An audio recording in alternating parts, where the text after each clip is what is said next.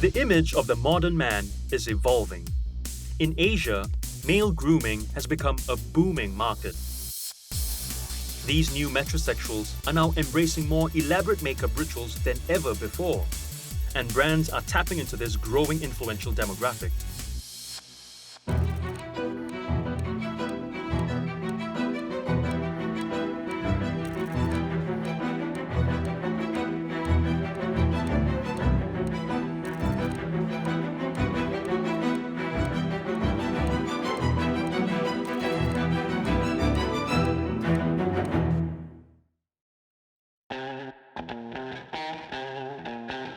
"50 years ago, male grooming was simple.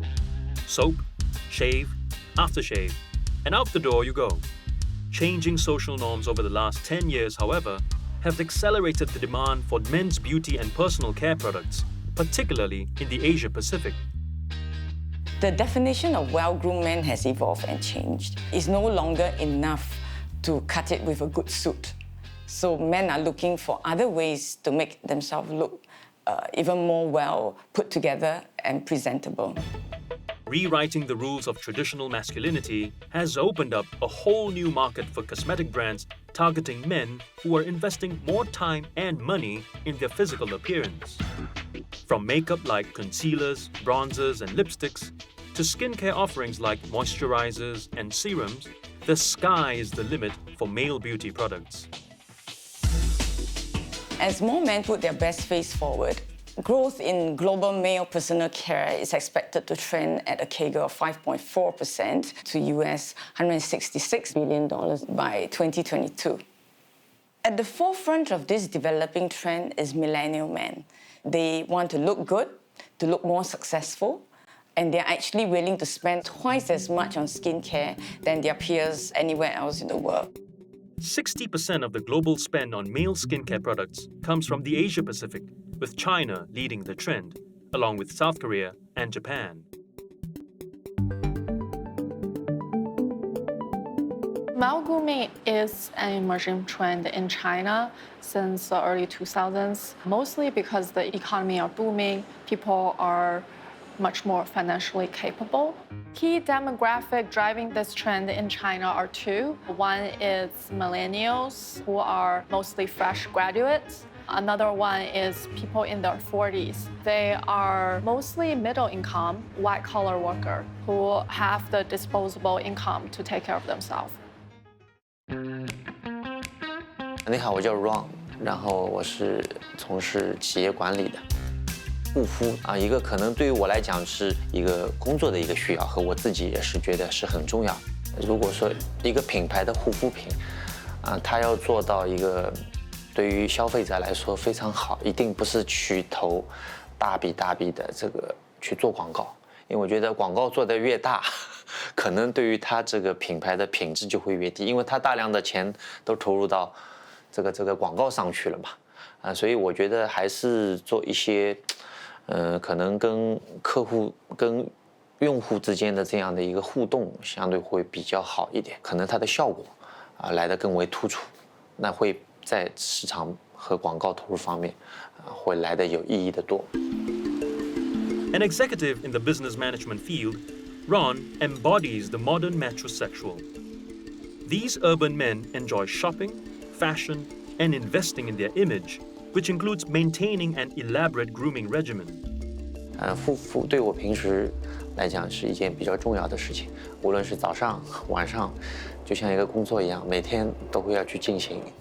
我每个月花在护肤品，包括剪头发上面的费用，我估计大概在2000块人民币吧。那这个还是比较自然的，因为我也不会刻意去买一些各种各样的护肤品来试。那么多年下来的一些护肤品，我觉得哪些 OK 的，哪些是这个我觉得是不需要的。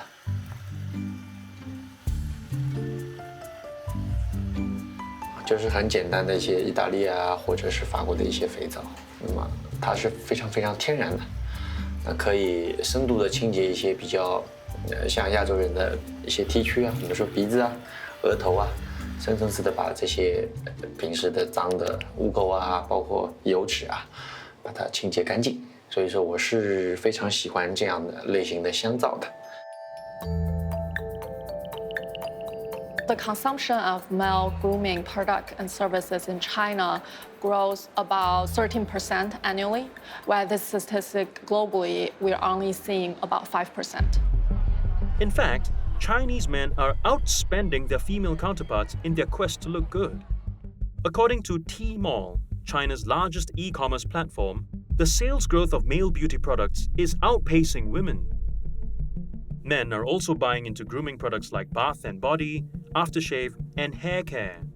This accounted for $2.1 billion worth of sales in 2018, up from $1.9 billion in 2016. Observers are heralding the arrival of the male beauty era.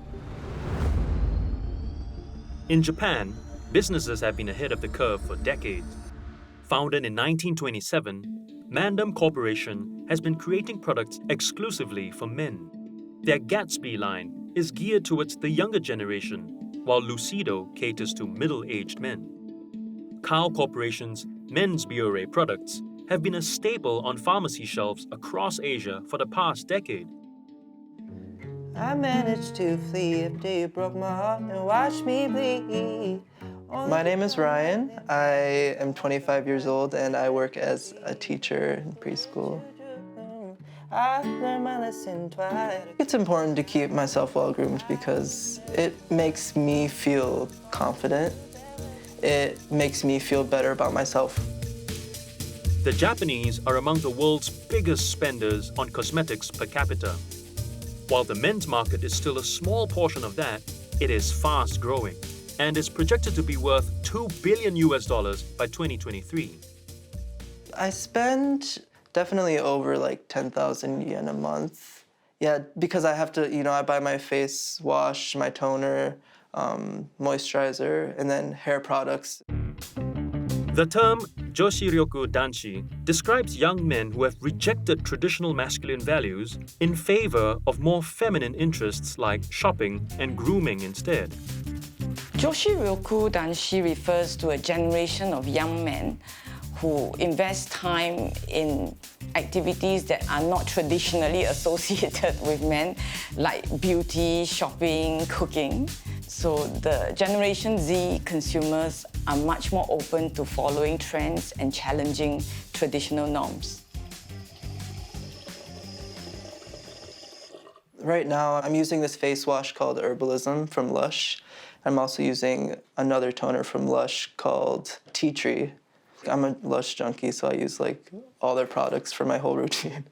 The reason why I'm using these products would be because my skin is really sensitive and I avoid products that are pretty harsh with chemicals. And since my skin is sensitive, I have to look a little more carefully into what I'm putting on my skin and using. So I think that the public perception of men who groom themselves is pretty mixed, I'd say. I know right now in Japan, skincare for men is definitely being embraced more, but I still think there's a stigma. Regardless of existing norms, younger Japanese like Ryan are examples of the new metrosexual, where more elaborate skincare and makeup rituals are increasingly a lifestyle choice and essential to expressing one's identity. Although makeup is still largely associated with femininity in Japan, that perception is surely and slowly changing. Brands that are interested to get a slice of this growing male grooming market, I think they need to focus the effort on making men feel very comfortable using skincare as well as expressing their individuality through better grooming habits. In their quest to look good, the new metrosexual men are now more adventurous than ever before. Whether it's a bold lip color or an unconventional hairstyle, they are not afraid of making a statement.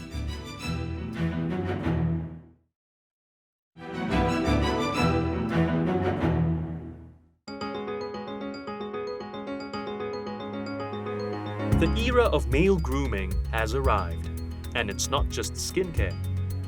Meet the latest lip and nail colors for men. Nothing is off-limits for the new metrosexuals. China's Tmall reported that lipsticks for men was the biggest selling category of 2018, doubling overall men's makeup sales in that year.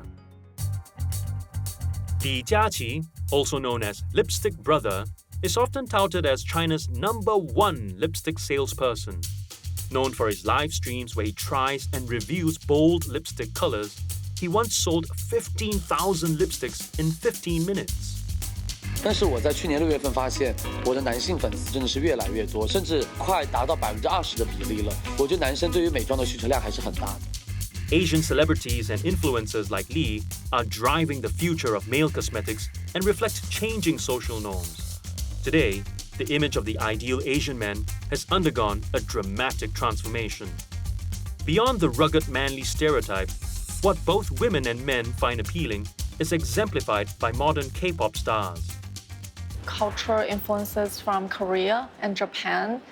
In terms of K-pop, J-pop, they are much more clean-cut face. They take care of themselves, their skincare. So that's a big cultural influence. K-pop's influence is undeniably huge. It's probably the best marketing effort by Korea across everything from tourism to food to skincare. So I think that collective marketing effort came in a way of changing cultural norms as well as preferences. There are many monikers that Asia's new young metrosexuals go by today. In China, they're known as Little Fresh Meat. In Korea, Flower Boy. Little fresh meat, they're young, they're good looking. They sometimes even have better skin than women. And you see they wear colored makeup, they wear underlying eyeliner. So that really rock people's worldview about a male in China. In the last couple of years, both established and startup brands have launched makeup lines for men. From luxury names like Chanel and Tom Ford to K-beauty brands like VT Cosmetics and Innisfree, the modern man can find his concealer, foundation, or lipstick at any price point. However, some taboos remain when it comes to wearing cosmetics. On the color makeup, a little bit more sophisticated, like more feminine look. For example, putting on some blush, that's something still associated with stigma in China. And I think that we need more work to do. Nonetheless, brands continue to expand into this space by tying up with celebrity ambassadors and male makeup influencers. In Japan, where cosmetics for women have been a traditional institution, things have also started to shift. Not towards male-centric products, but a totally new angle, like 5ism by 3. Launched in 2018, there is a unique story behind the brand. Promoting a softer and more subtle approach to men's cosmetics, the company's stealth makeup products are built on a genderless marketing principle. 5ism のコンセプトは個性ですね。今まで男性というと一つのイメージでなってたと思うんですけど、時代も変わってきまして、グローバルになったりボーダーレスであったりジェンダーレスとか広がってきてますので、そういう中で男性の個性、男性だけじゃないんですけど、もっと個性をそれぞれの個性を出していこうということで、コンセプトは一応それぞれの個性ということにしています。男性は女性に比べて手がちょっと大きいですから、男性が使いやすいサイズにしてあります。で、男性は日常的にひげを剃ったり歯を磨くという動作をしますので、このスティックファンデーションはこうやって使う。要はひげ剃ったりしてるように見えるということで非常に使いやすい。それと私持ち歩いてるのはコンパクトなんですけど、これ実はね非常にスマホに似てるんですけど、そしてこれでつけてテカリを抑えたりするということで非常にこれ使いやすいです。ですからいつもポケットに入れ歩いています。The concept of bringing out one's individuality is extremely appealing, especially for the Gen Z. So brands like 5ism by 3 have really captivated that need for their consumers. これ直接塗っていただいてもいいんですけど、こうやって手に取ってもらってなじませていただく方がいいですね。重ねても重ねても自然なのが特徴です。全然違いますね。ですよね。ちょっとだけカバーするだけでも全然違います。後で仕上がり全体で見てもらいますね。いかがですか？すごい。いいですね。Even luxury cosmetic giants like Shiseido are targeting the male market. As one of the world's oldest makeup and skincare companies, it's catered almost exclusively to women for more than a century. But in 2004, Shiseido decided to expand into men's beauty products, a decision that came on the heels of the Metrosexual boom. In June 2019, the beauty salon subsidiary took it one step further at their spa in upscale Ginza. マッサージボーテは男性限定のメニューもやっております。で、私たちのサロンでも当然男性のお客様のニーズが増えてきていまして、私たちのお店はこういうパーソナルなスペースがあってプロにきちんとアドバイスを受けられるというお店ですので、ここも人気の理由だと思います。A popular offering is the 90-minute personal training package. It features 7 different services, including nail care, eyebrow sculpting, and scalp analysis. At $150, millennial metrosexuals like Ryan find it a worthwhile monthly investment for their image. まずお客様がいらっしゃいましたら、お肌の診断をこちらの iPad を使ってカメラを使って診断をして、それからお客様に合ったケアっていうものを判断してお勧めした後に、例えばシャンプーの仕方だったりを、お客様にレクチャーさせていただくのがパーソナルトレーニングの内容となっております。全体にこう I think this course is good for me. I think being able to learn my skin type specifically and where my skin is dry and knowing where on my face I need to focus putting moisture on is really helpful actually to know that.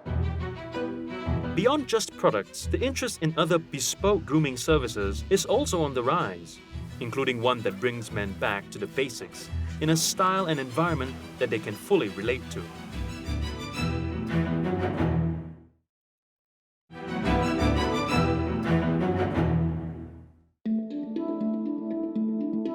The Asia Pacific is the world's fastest growing market for male grooming products. Here, modern metrosexuals are primping themselves more than their predecessors for both functional and emotional reasons. An international survey of 5,000 Asian men revealed that, in China, most men preen to look younger and appeal to the opposite sex. In Philippines, Vietnam, and Malaysia, men groom to look more professional and boost their status, as is the case in Japan. Compared to their Western counterparts, Asian men are noted to have more oily skin as well, which plays a role in boosting the sales of skin cleansing products. My grooming routine usually takes about 30 to 45 minutes, maybe longer. Depends on what's going on during the day, but usually about like 30 minutes. It's nice because, especially after washing your face before you go out, that's part of the process of feeling good. In China, personal grooming services for men have only begun to emerge gradually. Facial spas and upscale barbershops are now on the rise. We basically noticed a gap in the market for a men-only barbershop. So we thought that it would be a good idea to open one. Opened in 2015, Doc's Barbershop offers a bespoke service styled after the Shanghai barbers of the 1930s. It caters to the needs of the modern Chinese men who want a no-frills grooming experience along with a beer or a whiskey. We target the middle-class, high-earning professional man in China. Average spend is around about 300 RMB per customer, per service. We provide a haircut, shaving, beard trims, styling. Usually what our customers do is they come in once a month, let's say, once every 3 weeks. First time they come in, they get a full haircut. The next time they come in, they'll get a back and sides, which is slightly cheaper. So it's more about maintenance. Capitalizing on China's growing boom, L'Oreal launched House 99 by David Beckham in 2018, a lifestyle brand of hair, skin, and shaving products targeted at the barbershop crowd. 我来介绍一下我的造型师Jimmy。Hello Jimmy。嗨。因为他非常的专注吧，总能给我带来我所需要的这种长期的一个良好的一个形象，那种形象会给到我很多的能量，所以说我非常信任 Jimmy， 然后每次的话都会给我一些惊喜，一段时间会给我做一个新的造型前置一下。High-end barbershops that offer a more personalized experience are powering the future of male grooming. Unlike brick-and-mortar retailers who are losing out to the rising trend of online shopping, physical outlets that provide dedicated grooming services still have a place amongst the metrosexual clientele. I think that China's appetite for a barbershop is definitely growing. Just in the 5 years that we've been open now, we've seen an explosion of different brands and barbershops opening up all throughout the country. Relevance is key as men continue to seek out products that fit their grooming needs in a pragmatic way. More consumers are, for instance, looking for multi-purpose products that save them precious time, such as moisturizers with sunscreen. Exfoliators and anti-aging products are also slowly becoming the norm. When business trying to capture the male grooming industry opportunity in China, they have to think several factors first. Are there products that's already being dominated since this trend have been growing? For example, in the color makeup section, maybe there are more opportunities. So looking at those products that are not being fulfilled or not enough to fulfill their needs. So the second factor, you gotta make sure your business is online, because when the men in China, they're trying to educate themselves on different type of product, online is still a primary way for them to understand what's out there, what's gonna fulfill myself. So those channels are essential for business to market themselves in China. There's definitely a need for more players in both China and Japan. In fact, on Tmall, 91% of brands have received requests about whether their products are suitable for men, yet only 45% of them actually offer something specific to men. However, with technology, product innovation, and marketing, that is slowly changing. With men no longer bound by the traditional social expressions of masculinity, the new era of male beauty in Asia has officially begun. But increasing exposure and access will be the key for those who want to tap the potential of this diverse multi-billion-dollar marketplace.